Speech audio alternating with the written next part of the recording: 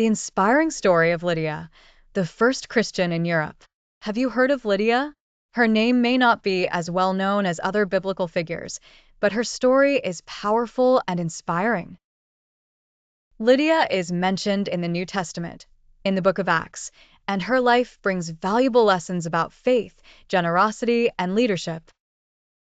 Today, let's dive into the story of this remarkable woman who became the first Christian convert in Europe and see how her life can inspire us to follow the path of faith. She was a seller of purple cloth, which already makes her a notable figure for her time.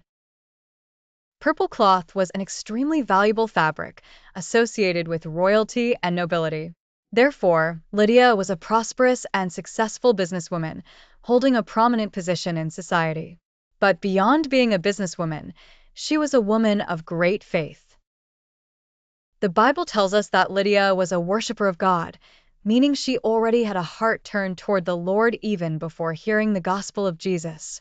Lydia's story begins when the Apostle Paul arrives in the city of Philippi, in Macedonia, during one of his missionary journeys.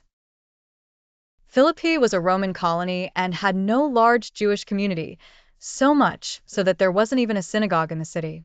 Therefore, Paul, accompanied by Silas, looked for a place where he could find people seeking God. On the Sabbath, they went to the riverbank, where they found a group of women gathered for prayer. Among them was Lydia. It is at this riverside meeting that Lydia's life changes forever. Upon hearing Paul's preaching, her heart was touched. The Lord opened her heart to respond to Paul's message. This small detail is highly significant. Lydia was already a devout woman, but it was the message of Jesus that completed her faith. She recognized Jesus as the Messiah and immediately decided to be baptized, along with her entire household.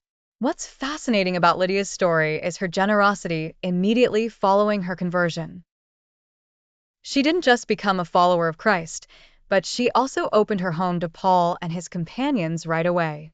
Lydia insisted that they stay at her house, saying, "If you consider me a believer in the Lord, come and stay at my house."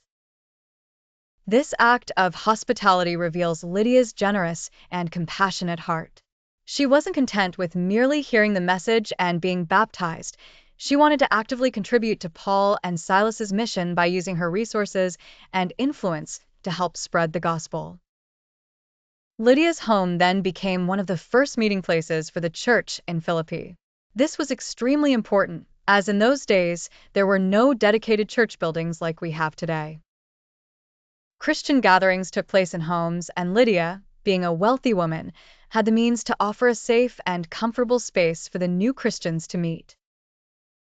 Her home became a place of worship and fellowship, demonstrating the crucial role Lydia played in the development of the church in Philippi. Another fascinating aspect of Lydia is that, being a merchant of purple cloth, she likely traveled frequently, which may have helped spread the gospel to other regions as well.